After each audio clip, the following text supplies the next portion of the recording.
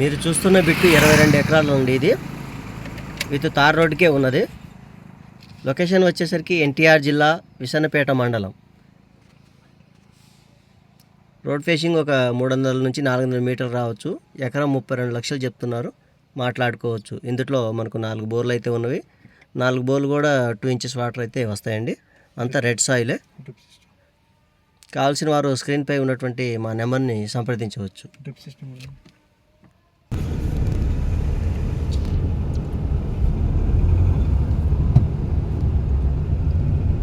అంతా road facing ఏనండి.